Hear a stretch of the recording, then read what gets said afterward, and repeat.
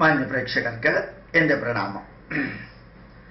ഈ പെസഹ വ്യാഴാഴ്ച, ദുഃഖ വെള്ളിയാഴ്ച ദിവസങ്ങളിൽ ടി വിയിൽ ഇന്ന് വരെ കാണാത്തൊരു പ്രത്യേകത കണ്ടു. ഓപ്പൺ ചർച്ച് എന്ന് പറഞ്ഞ കുറേ ക്രിസ്ത്യൻസ് അവരുടേതായിട്ടുള്ള കാര്യങ്ങൾ ചെയ്യുന്നു. അത് മറ്റ് വിഭാഗം ക്രിസ്ത്യൻസ് ചെയ്യുന്ന മാതിരി അല്ല. കുറെ തുറന്ന് അവർ കാര്യം ചെയ്യുന്നു.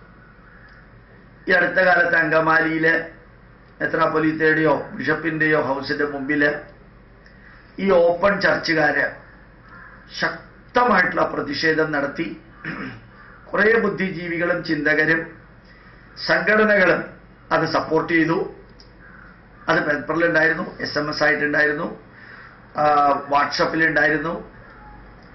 ഈ പെസഹ വ്യാഴാഴ്ച, ദുഃഖ വെള്ളിയാഴ്ച ഓപ്പൺ ചർച്ച് എന്ന് പറയുന്നവര് വളരെ ശക്തമായ രീതിയിൽ ഈ ക്രൈസ്തവ സെമിനാരികളിലും പള്ളികളിലും സ്കൂളുകളിലും ആശുപത്രികളിലും നടക്കുന്ന അച്ഛന്മാരുടെയും കന്യാസ്ത്രീകളുടെയും ക്രൂരമായിട്ടുള്ള ലൈംഗികതയുൾപ്പെടെയുള്ള കാര്യങ്ങൾ പച്ചയ്ക്ക് വിളിച്ചു പറഞ്ഞ് അതിനെ സംരക്ഷിക്കുന്ന ഒരു മതമേധാവികളെ പേരെടുത്ത് പറഞ്ഞ് വിമർശിച്ച്, അതേ സമയത്ത് യഥാർത്ഥത്തിലെ ക്രിസ്തുവിന്റെ വഴി ഇതാണ് എന്ന് പറഞ്ഞ് അതിലൂടെ നടക്കാൻ.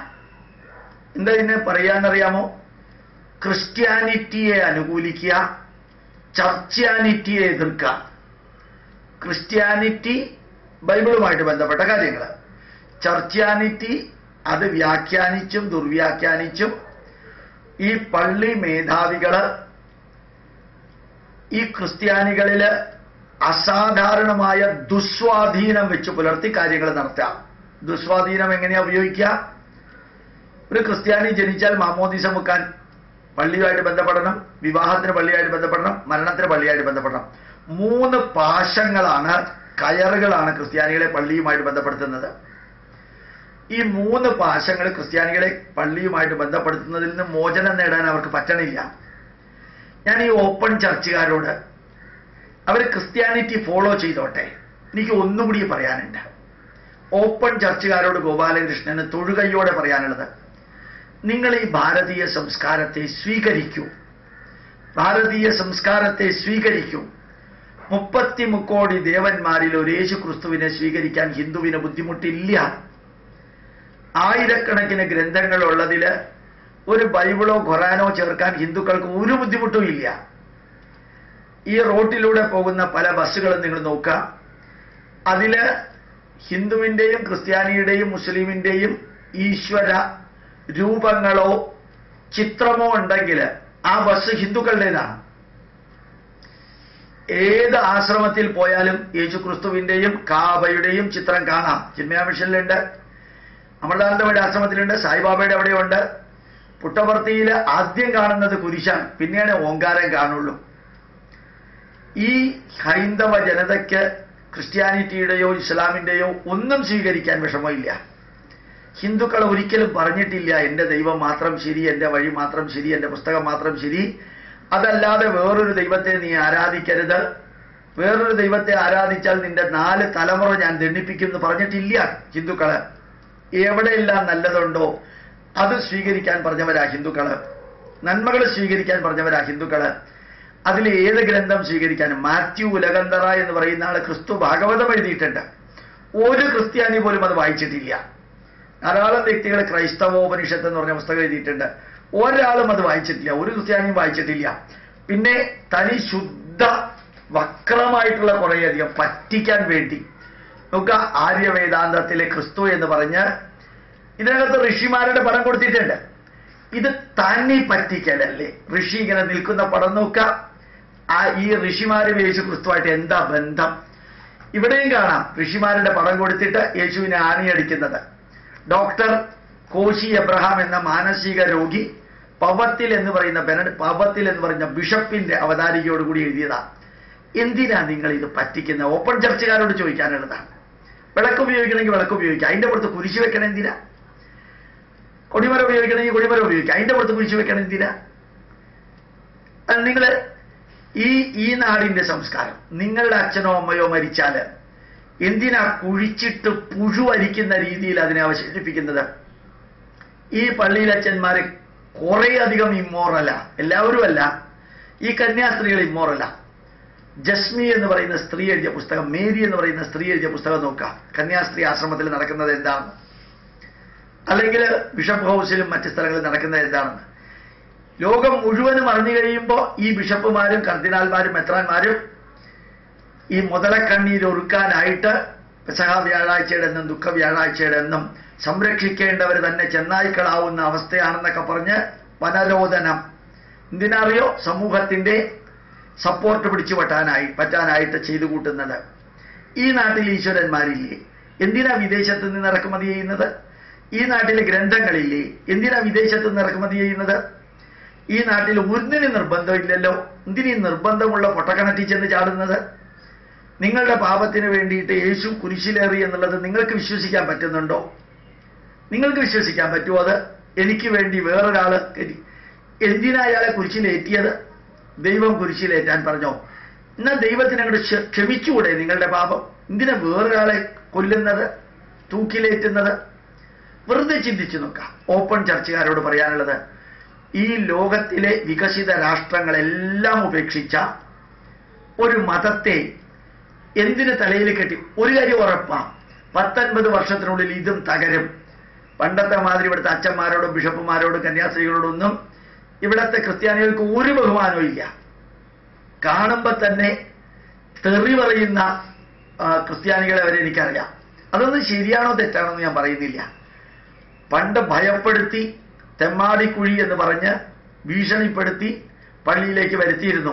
ഇന്ന് പോവാത്തവർ ധാരാളമുണ്ട്. ഇന്ന് പള്ളിയിൽ തന്നെ കുഴിച്ചിടണമെന്നൊന്നുമില്ല. ശവപ്പറമ്പിൽ നിങ്ങളുടെ അച്ഛൻ്റെയും അമ്മയുടെയും ശവം വരണമെന്നൊന്നുമില്ല. നല്ല രീതിയിൽ തൈക്കാട് ശ്മശാനത്തിൽ പോയാൽ ഭംഗിയായിട്ട് 1.5 മണിക്കൂർ കൊണ്ട് ചാരമാക്കി മാറ്റാൻ പറ്റും. പുഴുത്ത് അരിച്ച് കുറേ കാലം മണ്ണിൻ്റെ അടിയിൽ കിടക്കേണ്ട ആ ഗതി ഉണ്ടാവാതിരിക്കാം. അച്ഛൻ്റെ സഹായമില്ലാതെ ഭംഗിയായിട്ട് വിവാഹം നടത്താം. നേരെ രജിസ്റ്റർ ഓഫീസിൽ പോയാൽ മതി. ഞാൻ നടത്തി തരണമെങ്കിൽ വൈദിക വിധി പ്രകാരം നിങ്ങളുടെ മക്കളുടെ ക്രിസ്ത്യാനിയായാലും മുസ്ലിമായാലും നടത്താനുള്ള വേദപണ്ഡിതന്മാരെ ഞാൻ കൊണ്ടുവന്ന് തരാം. ഞാനും വരാം. യേശുദാസിന്റെ മകനെ നടത്തിയ മാതിരി. ഇത്ര ധന്യമായിട്ട് ദക്ഷിണാമൂർത്തിയാണ് അവരുടെ വിവാഹം നടത്തി കൊടുത്തത്. 1-2 പള്ളിയിലച്ചന്മാരുണ്ടായിരുന്നു, അടുത്തുപോലും വന്നില്ല, ചായ കുടിച്ചിട്ട് പോയി നേരെ. അപ്പൊ ഞാൻ നിങ്ങളോട് പറയുന്നത്, ഈ ഓപ്പൺ ചർച്ച് ശരിക്ക് ക്രിസ്തുവിനെയും ഹിന്ദു ധർമ്മത്തെയും ആചരിക്കുന്നതാവട്ടെ, ക്രൈസ്തവ നല്ല ആചാരങ്ങളും ഹിന്ദു ആചാരങ്ങളും ആചരിക്കുന്നതാവട്ടെ, ചതിച്ചും വഞ്ചിച്ചും പറ്റിച്ചും ഇവിടത്തെ പലതും അങ്ങോട്ടെടുത്ത് ദുർവ്യാഖ്യാനം ചെയ്ത് ഭവിഷ്യപുരാണത്തിൽ യേശുക്രിസ്തു ഉണ്ട്, വേദത്തിൽ യേശുക്രിസ്തു ഉണ്ട്. എന്തിനാ ഭവിഷ്യപുരാണവും വേദവും എടുത്ത് യേശുക്രിസ്തു ഉണ്ടെന്ന് പറയുന്നത്? ഇനി അഥവാ ഉണ്ടെങ്കിൽ അത് പഠിച്ചാൽ പോരെ. പിന്നെ എന്തിനാ ഇസ്രായേൽക്കാർക്ക് എഴുതിയിരിക്കുന്ന ബൈബിൾ പഠിക്കുന്നത്? ഓപ്പൺ ചർച്ചുകാര് ചങ്കൂറ്റത്തോടുകൂടി കുറെ പേര് മുമ്പോട്ട് വന്നിട്ടുണ്ട്, സത്യസന്ധമായിട്ടുള്ള കാര്യങ്ങൾ വിളിച്ചു പറയാൻ. ഒരു പക്ഷേ ഞാനിത് പറയുന്നതിന് പിന്നീട് അവര് മറുപടി കൊടുക്കുമായിരിക്കാം. MA ബേബി ആ ജിഷ്ണുവിന്റെ അമ്മയോട് പെരുമാറിയതിനെ കുറിച്ച് എതിര് പറഞ്ഞു. അപ്പൊ വാട്സപ്പിൽ MA ബേബിയൊക്കെ സപ്പോർട്ട് ചെയ്തുകൊണ്ട് കുറെ പേര് പറഞ്ഞു. ഉടനെ MA ബേബി കാലുമാറ്റി ഞങ്ങൾ പാർട്ടിക്കകത്ത് എന്തെങ്കിലും പ്രശ്നം ഉണ്ടാകും എന്ന് ദിവാസ്വപ്നം കാണുന്നവരുടെ ദിവാസ്വപ്നം വലിക്കില്ല. MA ബേബി മാർക്സിസ്റ്റ് പാർട്ടിക്ക് സപ്പോർട്ട് ചെയ്താൽ നമുക്ക് എന്താ, എതിർത്താൽ നമുക്ക് എന്താ, ഇങ്ങനെ പാർട്ടിക്ക് അകത്തുണ്ടെങ്കിൽ നമ്മൾക്ക് എന്താ, പാർട്ടിക്ക് പുറത്തു പോയാൽ നമുക്ക് എന്താ? ഇതൊന്നും നമ്മളുടെ പ്രശ്നമേ അല്ല. ഇതിവിടെ പറയാൻ കാരണം, ഓപ്പൺ ചർച്ചിനെ കുറിച്ച് ചില കാര്യങ്ങൾ പറയുമ്പോൾ ചിലപ്പോൾ ഓപ്പൺ ചർച്ചുകാർ പറയും, നിങ്ങളെ പോലെയുള്ളവർ ഞങ്ങളുടെ അകത്തുള്ള പ്രശ്നത്തിന് അഭിപ്രായമൊന്നും പറയണ്ട, ഞങ്ങൾ എന്ന് വന്നാണ് ആയിക്കോളൂ. ഇതെല്ലാം ഇപ്പോഴും പറയുന്ന മാതിരി തന്നെ ഇപ്പോഴും പറഞ്ഞു എന്നേ ഉള്ളൂ. ഒരു പുതിയ ശാഖയായിട്ട് കണ്ടു ഓപ്പൺ ചർച്ച്, ഇന്നുവരെ കാണാത്തത്. അതുകൊണ്ട് അവർക്ക് ഇന്നുവരെ കൊടുക്കാത്തൊരു ഉപദേശം കൊടുത്തു എന്നേ ഉള്ളൂ. ഈ നാട്ടില് ബുദ്ധമതമുണ്ട്, ഹിന്ദു ധർമ്മത്തിന്റെ ഭാഗമായിട്ടുള്ളതാ. ജൈനമതമുണ്ട്, ഹിന്ദു ധർമ്മത്തിന്റെ ഭാഗമായിട്ട്. പാഴ്സികള് അഗ്നി ആരാധിക്കുന്നവര് ഇതിന്റെ ഭാഗമായിട്ട്.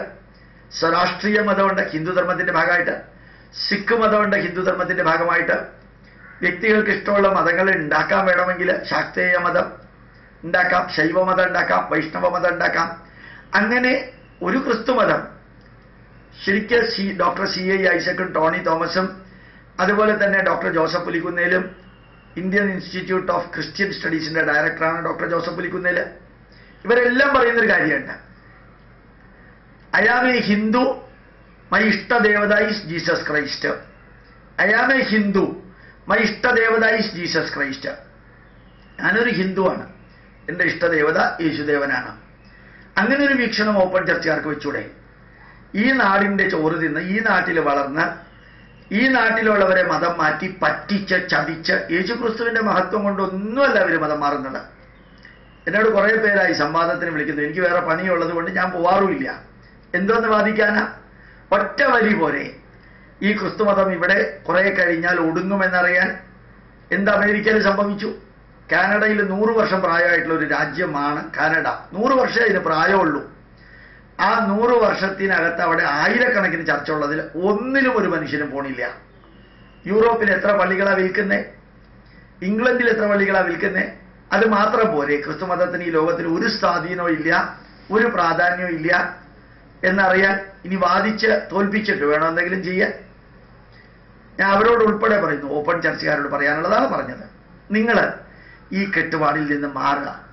ധന്യമായിട്ട് ഹൈന്ദവ ജനതയിലൂടെ യേശുക്രിസ്തുവിനെയും ബൈബിളും ഉൾപ്പെടെ ഹിന്ദുവിൻ്റെ ഭാഗമായിട്ട് ഒരൊറ്റ രാഷ്ട്രത്തിൻ്റെ ചൈതന്യവാഹകരായിട്ട് ഇതിൻ്റെ പൈതൃകത്തിൻ്റെ അവകാശികളായിട്ട് ജീവിക്കാൻ നിങ്ങൾക്ക് സാധിക്കട്ടെ. ഓപ്പൺ ചർച്ചക്കാരോടാണിത് പറഞ്ഞത്. അതിനുശേഷം സംവാദത്തിന് ക്ഷണിച്ചവർക്കും കൂടി ചേർത്തിട്ടാണ് ഇതിൻ്റെ മറുപടി കൊടുത്തതെന്ന് കൂടി പറയുന്നു. പ്രണാമം, നമസ്കാരം.